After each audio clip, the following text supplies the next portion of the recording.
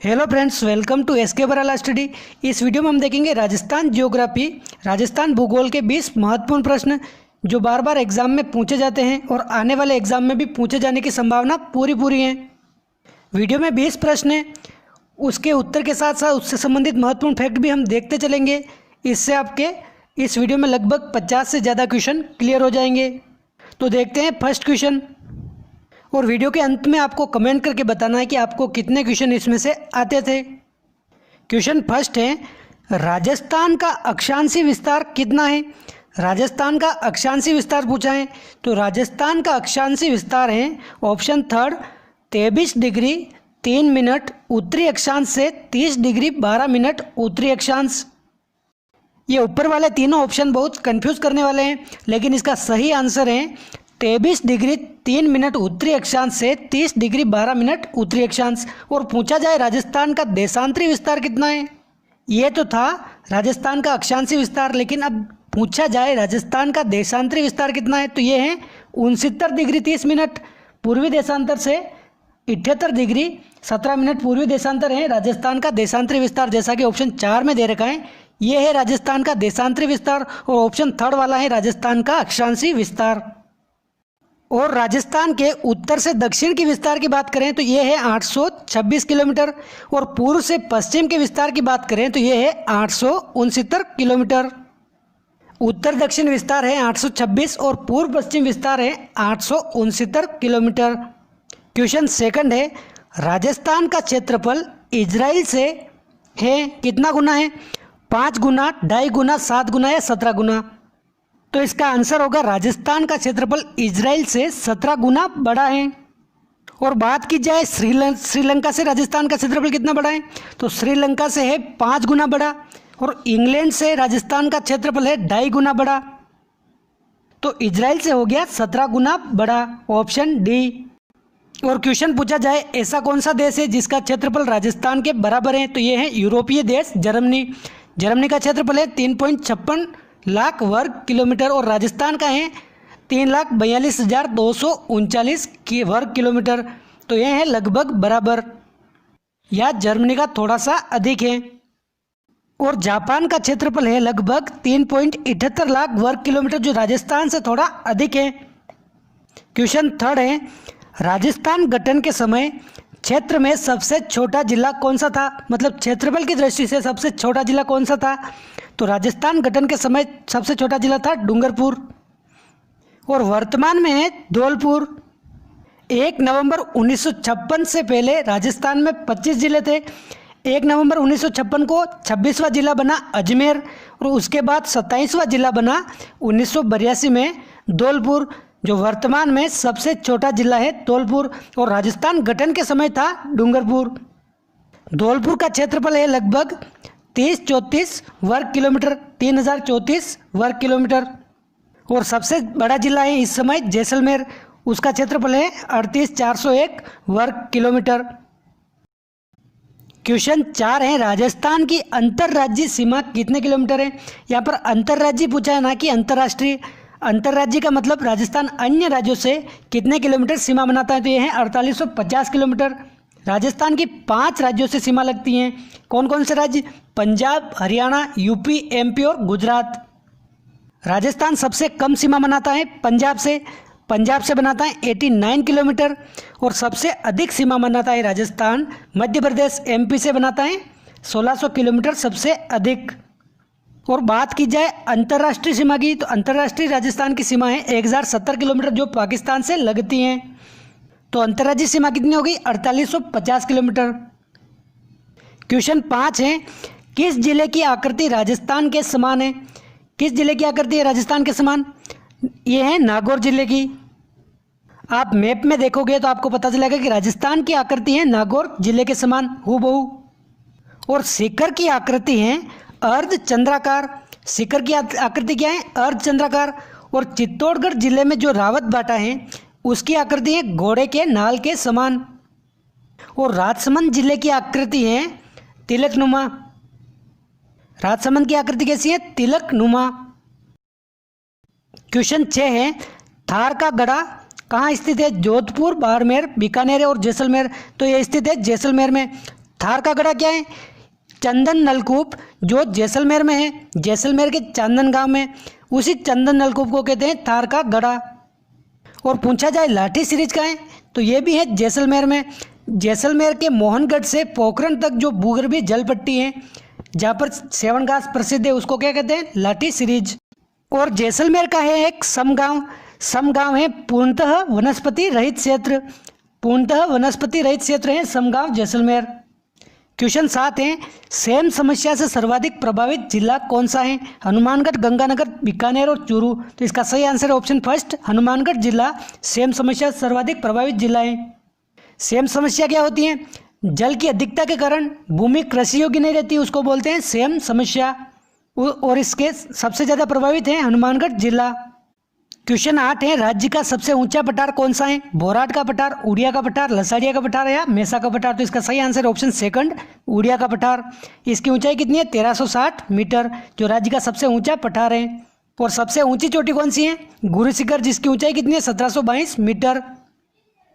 और यह राजस्थान की नहीं, संपूर्ण मध्य भारत की ऊंची चोटी है 1722 मीटर गुरु शिखर, जिसको कर्नल जेम्स टॉड ने संतों का शिखर भी कहा था।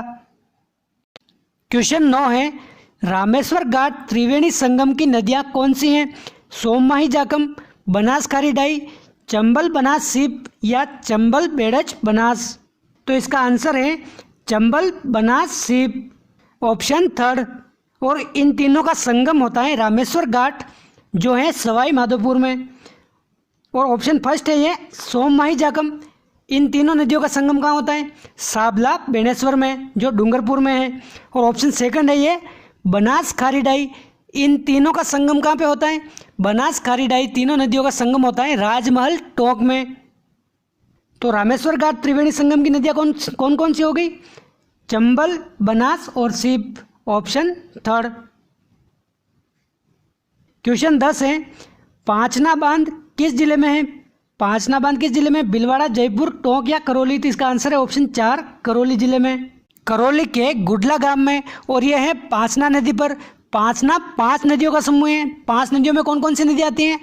अट्टा, माची, बेसावट, भद्रावती और बरखेड़ा, ये पांचों नदियां मिलकर कहलाती हैं पांचना नदी। और इस पर है पांचना बांध जो करौली में है। क्वेश्चन 11 है, एक तरफ नदियां दे रखी हैं, एक तरफ इनका उद्गम स्थल दे रखा है। हमें बताना है कौन सा सुमेलित नहीं है इनका उद्गम स्थल। तो फर्स्ट दे रखा है लूनी नदी। लूनी नदी का उद्गम स्थल है नाग पहाड़ अजमेर, बिल्कुल सही है ये। लूनी नदी निकलती है नाग पहाड़ अजमेर से। सेकंड है पश्चिमी बनास, नया सानवारा सिरोही। तो पश्चिमी बनास नदी भी निकलती है नया सानवारा सिरोही से, तो ये भी सही है। माही दे रखा है अमरोरू पहाड़ी धार एमपी से, तो ये भी निकलती है अमरोरू पहाड़ी धार एमपी से, ये भी सही है। चौथा है साबरमती खमनौर की पहाड़ी राजसमंद से, तो ये बिल्कुल गलत है। साबरमती नदी निकलती है फुलवारी की नाल उदयपुर से, उदयपुर की अरावली की पहाड़ियों से निकलती है साबरमती नदी। और खमनौर की पहाड़ी से कौन सी नदी निकलती है? इससे निकलती है बनास नदी। वीरों के मठ या खमनौर की पहाड़ियों से निकलती है बनास नदी। तो ये अपना आंसर सही हो जाएगा ऑप्शन 4, साबरमती सुमेलित नहीं है। क्वेश्चन 12 है, राजस्थान की पहली सिंचाई परियोजना जिसमें बूंद बूंद सिंचाई और फव्वारा सिंचाई को अनिवार्य किया गया था, यह कौन सी है? यह है ऑप्शन फर्स्ट नर्मदा नहर परियोजना। और यह नहर निकलती है सरदार सरोवर बांध गुजरात से, और इसकी लंबाई है राजस्थान में 74 किलोमीटर। और राजस्थान में यह नहर प्रवेश करती है सिल्लू गांव जालोर से। और इस नहर से लाभान्वित जिले कौन कौन से हैं? जालोर का सांचौर और बाड़मेर का गुड्डा मनाली क्षेत्र, ये दोनों इससे लाभान्वित हैं। और अगर यहाँ पर क्वेश्चन होता राजस्थान की पहली सिंचाई परियोजना कौन सी है, यह है गंग नहर परियोजना। गंग नहर परियोजना है राजस्थान की पहली सिंचाई परियोजना 1922। क्वेश्चन 13 है, राजस्थान का राज्य पुष्प का वैज्ञानिक नाम क्या है? तो हमें इसमें सबसे पहले पता होना चाहिए कि राजस्थान का राज्य पुष्प क्या है। यह है रोहिड़ा, लेकिन हमें पूछा है इसमें वैज्ञानिक नाम, तो वैज्ञानिक नाम क्या होगा रोहिड़ा का? यह होगा टिकोमेला अंडुलेटा, ऑप्शन थर्ड। रोहिड़ा का वैज्ञानिक नाम है टिकोमेला अंडुलेटा।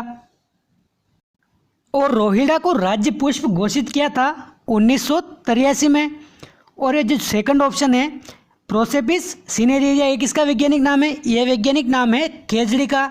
और ऑप्शन ये फोर्थ है ब्यूटिया मोनोस्पर्मा, ये नाम है प्लास का। प्लास एक पूर्वी राजस्थान की वनस्पति है जिसका नाम है ब्यूटिया मोनोस्पर्मा। क्वेश्चन 14 है आदिवासियों का कल्प वृक्ष किसे कहा जाता है? महुआ, दोकड़ा, बांस या खसगास? तो इसका सही आंसर है ऑप्शन फर्स्ट महुआ। महुआ पाया जाता है दक्षिणी अरावली क्षेत्र, डूंगरपुर, उदयपुर जैसे अन्य जिलों में दक्षिणी अरावली में पाया जाता है महुआ। और बांस को कहा जाता है आदिवासियों का हरा सोना। यह क्वेश्चन भी आता है, आदिवासियों का हरा सोना किसे कहा जाता है? बांस को। और खसगास है एक सुगंधित घास। खसगास सुगंधित घास है जिसका उपयोग होता है शरबत, इत्र बनाने में। और खस आधारित उद्योग का प्रमुख केंद्र है सवाई माधोपुर। क्वेश्चन 15 है प्रवासी पक्षी साइबेरियन सारस के लिए प्रसिद्ध है। तो प्रवासी पक्षी साइबेरियन सारस के लिए केवलादेव राष्ट्रीय उद्यान भरतपुर प्रसिद्ध है। केवलादेव राष्ट्रीय उद्यान को 1985 में यूनेस्को की विश्व प्राकृतिक धरोहर सूची में शामिल किया जा चुका है। और रणथंभौर राष्ट्रीय उद्यान है सवाई माधोपुर में जिसको बाघों का घर या बाघों की भूमि भी कहा जाता है। क्वेश्चन 16 है क्षेत्रफल की दृष्टि से राजस्थान का सबसे बड़ा अभ्यारण्य कौन सा है? सीतामाता अभ्यारण्य, केलादेवी अभ्यारण्य, राष्ट्रीय मरुद्यान या बंद बठेड़ा अभ्यारण्य? तो ये है ऑप्शन थर्ड राष्ट्रीय मरुद्यान। और यह है जैसलमेर और बाड़मेर में जिसका लगभग क्षेत्रफल है 3162 वर्ग किलोमीटर। और यहाँ पर राज्य पक्षी घोड़ावण और राज्य पशु चिंकारा सर्वाधिक पाए जाते हैं। क्वेश्चन 17 है 2011 की जनगणना के अनुसार राजस्थान में सबसे कम दशकीय जनसंख्या वृद्धि दर वाला जिला कौन सा है? तो यह जिला है गंगानगर। गंगानगर में सबसे कम दशकीय वृद्धि दर हुई, ये हुई 10% जनसंख्या वृद्धि दर। और इसके बाद है झुंझुनू। झुंझुनू की वृद्धि दर है 11.7%। और इसके बाद है पाली। पाली की वृद्धि है 11.9%। और सबसे ज़्यादा वृद्धि दर अगर देखें तो वो है 32.5%। ये है बाड़मेर जिले की। सबसे ज़्यादा वृद्धि दर है बाड़मेर की 32.5%। और राजस्थान की ओवरऑल बात करें हम, राजस्थान की औसत वृद्धि दर है 21.3%। क्वेश्चन 18 है भेड़ की किस नस्ल को भारतीय मेरिनो भी कहा जाता है? तो ये कहा जाता है भारतीय मेरिनो चोकला को। भेड़ की चोकला नस्ल को कहा जाता है भारतीय मेरिनो। मेरिनो क्या है? मेरिनो है स्पेन देश की एक नस्ल भेड़ की जो ऑस्ट्रेलिया में सर्वाधिक संख्या में पाई जाती है। और उत्तम गुणवत्ता की ऊन के लिए यह नस्ल प्रसिद्ध है। उत्तम गुणवत्ता की ऊन के लिए यह नस्ल प्रसिद्ध है। और यह राजस्थान में पाई जाती है शेखावटी क्षेत्र में, चूरू, झुंझुनू, सीकर आदि जिलों में। और इस सोनाड़ी नस्ल के बारे में एक क्वेश्चन पूछा जाता है, कौन सी ऐसी नस्ल है जो घास चरती हैं तब उसके कान जमीन को छूते हैं? तो यह है सोनाड़ी, ऑप्शन 1। क्वेश्चन 19 है भैंस प्रजनन केंद्र कहाँ स्थित है? अविकानगर, मालपुरा, टोंक, नवानिया, वल्लभनगर, उदयपुर या फतेहपुर सीकर या फिर जोधपुर? तो इसका आंसर है ऑप्शन सेकंड नवानिया, वल्लभनगर, उदयपुर में है भैंस प्रजनन केंद्र। और अविकानगर, मालपुरा, टोंक में क्या है? यहाँ पर है केंद्रीय भेड़ व ऊन अनुसंधान संस्थान। केंद्रीय भेड़ व ऊन अनुसंधान संस्थान कहाँ है? अविकानगर, मालपुरा, टोंक में। और फतेहपुर सीकर में है राज्य का भेड़ प्रजनन केंद्र। और जोधपुर में है केंद्रीय ऊन विकास बोर्ड। केंद्रीय ऊन विकास बोर्ड कहाँ है? जोधपुर में। क्वेश्चन 20 है निम्न में असुमेलित है पीली क्रांति, हल्दी उत्पादन? तो ये हमारा गलत हो जाएगा। पीली क्रांति है तिलहन उत्पादन से संबंधित, ना कि हल्दी उत्पादन। सेकंड है नीली क्रांति, मत्स्य उत्पादन, ये बिल्कुल सही है। श्वेत क्रांति, दूध उत्पादन, ये भी सही है।